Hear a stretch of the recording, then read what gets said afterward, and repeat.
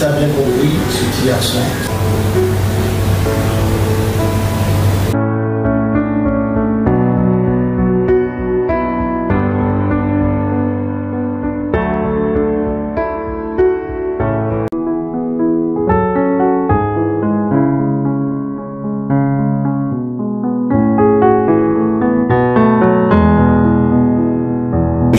Magazine et vous avez reconnu la personne, je suis dans le bureau de mon frère, mon grand frère, Aïe Premier.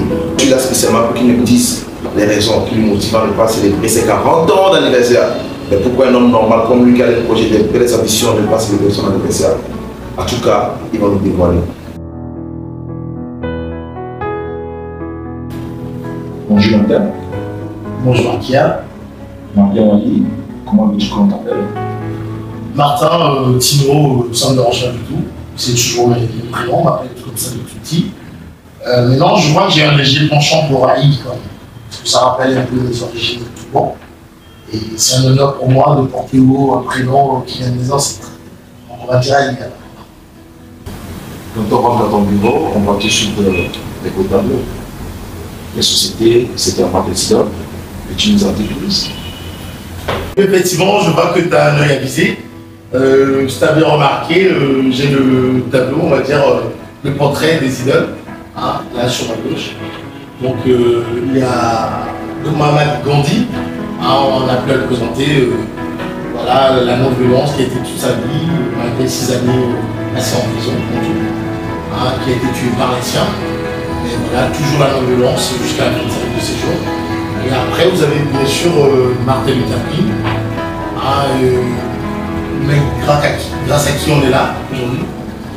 Donc voilà, plus de 29 arrestations, je crois, de mémoire, 29 arrestations dans toute sa vie. Elle a toujours prôné la non-violence. Et pour finir, on ne va pas le présenter non plus, Nelson Mandela, 27 années de travaux forcés, qui dit mieux, mais toujours la non-violence quand elle est sortie. Donc c'est voilà, des gens qui m'inspirent vraiment.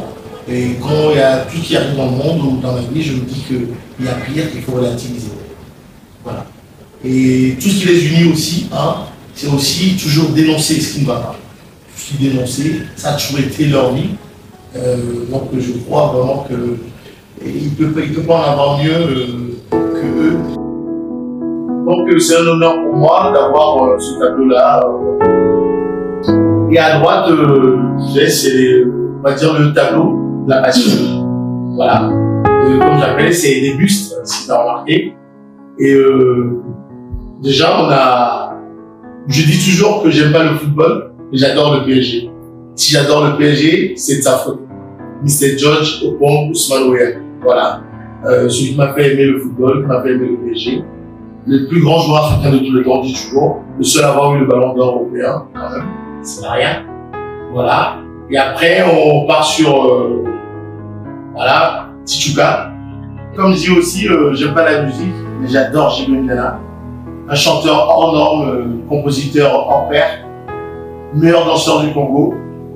Je vais m'arrêter là, sinon on ne va jamais s'arrêter. Jean Bédel Tichuca Mpiana, 10 sur le premier. D'où mon surnom d'ailleurs, Aïe Premier.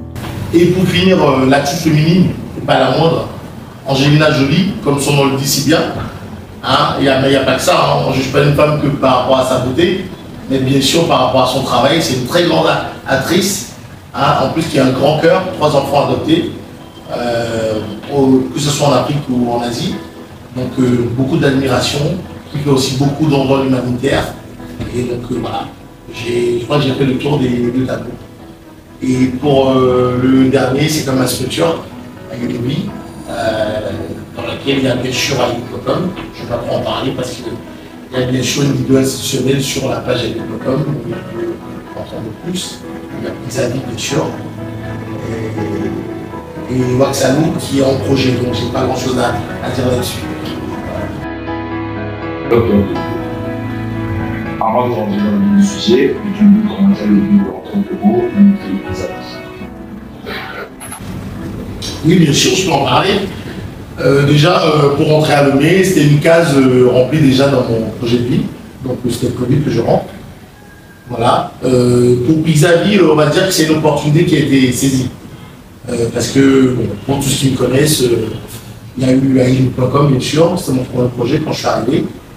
Et avec ma femme, on s'est dit qu'on avait beaucoup de temps, beaucoup de temps à revendre, donc on s'est dit pourquoi pas faire dans la restauration des pizzerias. Et je crois qu'un jour on rentrait, on a vu qu'il y avait un local qui était à côté d'un supermarché Champion à Casablanca. C'était une très bonne opportunité qu'il fallait saisir. Voilà, saisir. Et bon, j'aime bien aussi répéter ou encore mettre le doigt sur le fait que Isavi n'aurait pas pu exister s'il n'y avait pas madame. C'est pas que mon projet et la pièce angulaire de ce projet-là. Donc c'est un projet commun. Si on est ici aujourd'hui, c'est parce qu'il y a un événement important qui s'est passé. Tu viens de souffler ta propre bougie. Et pourtant, on ne peut pas la fête. Pourquoi? C'est la crise de la quarantaine. Oui, effectivement, j'ai fêté mes 40 bougies, un nouveau quadra. Voilà, mais je ne vais pas dire que c'est une crise de la quarantaine. Est-ce qu'une crise de la quarantaine aurait eu lieu? Je crois que c'était avant. Parce que c'est vrai que j'appréhendais. Parce que pour moi, avoir 40 ans, c'est tout cool. Donc j'appréhendais. Mais le jour de mes 40 ans, j'ai compris, j'ai remarqué que je n'ai pas pris 40 ans en une soirée, en une nuit. Mais que c'est plutôt voilà, la somme de tout ce que j'ai vécu avant qui font 40 ans. La somme de tout le bonheur que j'ai pu vivre, la somme de tout ce que j'ai pu acquérir comme expérience, la somme de tout ce que j'ai pu avoir comme, je sais pas moi, bonheur intense dans la vie de mes enfants, ma femme, ma famille, tout ça, qui me font 40 ans. Donc je ne vais pas dire que ce soit une crise de la quarantaine. Avant de répondre à ta question, Akia, j'aimerais bien te raconter une petite histoire, si tu me le permets. Oui, bien sûr. Merci. C'est l'histoire d'un petit garçon, insouciant, bienveillant, plein de naïf, comme tous les petits garçons d'ailleurs, qui a été confronté à la maladie. Et pas lui-même, mais par un parent qui était malade, qui était hospitalisé à l'hôpital Simanus Duclos de Léonie. Et ce petit garçon rendait visite à la famille. Et c'est là qu'il a remarqué qu'il y en a, en plus d'avoir une maladie, en plus de mener un combat contre une maladie, doit mener un autre combat contre un autre mal. Et ce mal, ce n'est ni la Covid, de toute façon ça n'existait pas encore, ni le sida, c'est vrai que ça existait mais ce n'était pas ça, ni le palu, qui existe toujours par millions, mais ce n'était pas ça, mais c'était autre que le plus grand fléau qu'on a aujourd'hui sur notre terre, qui est révoltant, qui est la faim. Et ce petit garçon a vu de ses propres yeux des malades, des gens qui déjà devaient lutter contre la maladie, mais aussi lutter contre la faim. Parce qu'il n'y a pas de famille pour les ramener à manger à l'hôpital. Il y en avait même qui étaient obligés de sortir de l'hôpital, aller mendier pour pouvoir manger. Et ce petit garçon révolté s'est promis une chose, c'est de faire quelque chose contre ce mal après ses 40 ans. Si tu as bien compris, ce petit garçon, c'était moi.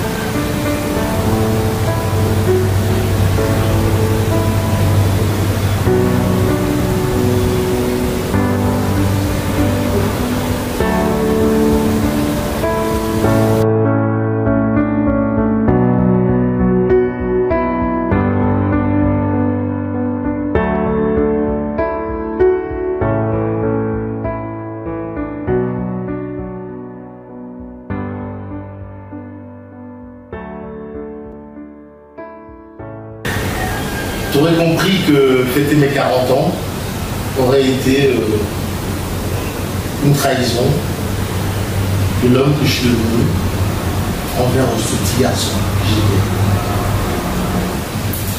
j'étais. Et ce que tu ne sais peut-être pas, Akia, c'est que j'avais un plan de vie, j'ai toujours un plan de vie. Dans la case 20 ans, je me suis dit que j'allais partir en Europe avant mon 20 ans. Et Dieu aidant, j'ai été avec 18 ans. Et dans la case 30 ans, je devais revenir chez moi au Togo. Dieu aidant, je ne suis pas rentré à 30 ans, à 45 ans, je suis quand même rentré. Et dans celle de 40 ans, c'était écrit que je devais, en tout cas, faire quelque chose contre ce fléau, ce mal. Avant les 40 ans, bien sûr. Et donc, la logique ne voudrait pas que je puisse vraiment célébrer cet anniversaire tant que cette promesse n'a pas été tenue. Merci M. Aïe pour ce témoignage vibrant que nous tous. C'est des réalités que nous pouvons rencontrer dans nos vies. Que l'on peut vivre également. Je suis très touché. Merci bien encore une fois. Maintenant, dis-nous ce qui te reste exactement. Quel est cet accomplissement qui te reste accompli avant de vraiment fêter dignement tes 40 ans et prendre le jeu. Merci, merci. Bon, de toute façon, ce qu'il reste à faire, oui, c'est vrai que c'est moi, c'est mon côté, ça va tout faire. C'est pas un faute d'avoir tenté ou d'avoir déjà fait voilà, quelques petits trucs vite fait, mais c'était pas encore ça. Et aujourd'hui, bon, en tout cas, ce que j'ai décidé depuis un petit moment, c'était de mettre un camion que j'appelle le camion contre la faim, qui va sillonner les hôpitaux, déjà pour commencer, et pourquoi pas jusqu'à s'y passer, rentrer dans les hôpitaux, pour que plus personne n'ait plus à lutter contre et la maladie et contre la faim. Voilà. Ce camion, il va être sur pied très bientôt, parce qu'il est déjà là, il est en train d'être équipé. Et la première action, normalement, doit être d'ici la fin de cette année, hein, pour Noël. Voilà. Oh, c'est un magnifique projet. Et tu nous en dis plus? Qu'est-ce que nous avons déjà trouvé à manger dans ce camion paysan contre la faim? Merci Akia pour l'encouragement.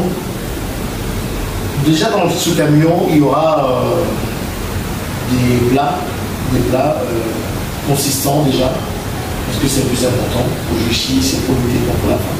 Donc il y en a, tout ce qui veut, c'est de manger. Et que si ce soit des pizzas, ou que ce soit à Koumé, ou que ce soit des nuits, tout ce qui veut, c'est manger. Donc il y aura déjà ça. Et en plus de ça, comme pour les fêtes de fin d'année par exemple, on fera déguster bien sûr des pizzas, parce que c'est ce qu'on fait. Et autres, bien sûr. Mais principalement, il y aura des repas consistants pour que plus personne n'ait plus à lutter et contre la maladie et contre la faim. Ah, eh bien, c'est génial. Je suis très ravi déjà pour ce projet. Et comment comptes-tu le financer ou tu penses faire appel aux dons? Merci Akia pour tes encouragements. Pour répondre, je dirais que ce petit garçon, il ne connaissait pas les dons, il ne savait même pas que ça existait, à vrai dire.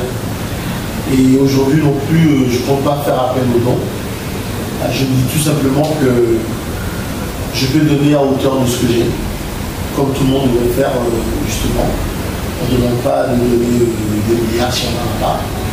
Donc aujourd'hui, tout ce qui financera ce projet-là, qui finance déjà ce projet, vu qu'on a déjà un camion, on va dire que c'est que les revenus que j'ai.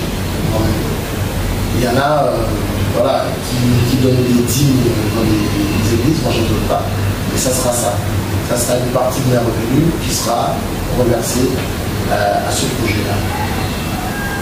Donc, si j'ai bien compris, quand on vient manger à vis-à-vis, nous aussi, on ajoute une pierre à l'édifice et on aide les plus nécessiteux à bénéficier d'un plat. Bah, c'est pour ça que je t'aime bien, Akia.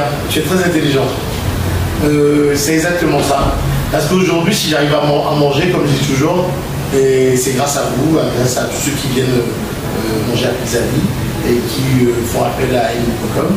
Donc c'est grâce à eux que je mange. Et si j'arrive demain à réaliser un projet, ça sera grâce à tout ce monde à qui je dis déjà merci. Là, c'est très bien, je suis très ravi de ce merveilleux projet et j'invite toute ma communauté, la famille, à consommer les produits Aïe Pizza, à soutenir massivement ce frère Aïe Conviviant de ce bon cœur. Eh bien, merci M. Aïe pour ce beau témoignage. On te souhaite que ce projet soit mené à bien et peut-être aussi on serait invité à ton anniversaire quand il serait réalisé. Oui, pourquoi pas, de toute façon, tu seras le premier invité. Je remercie également Kia Magazine pour cette interview. Et je t'invite, bien sûr, bientôt sur les routes des hôpitaux. J'espère que tu seras avec nous. Je serai devant. Merci beaucoup.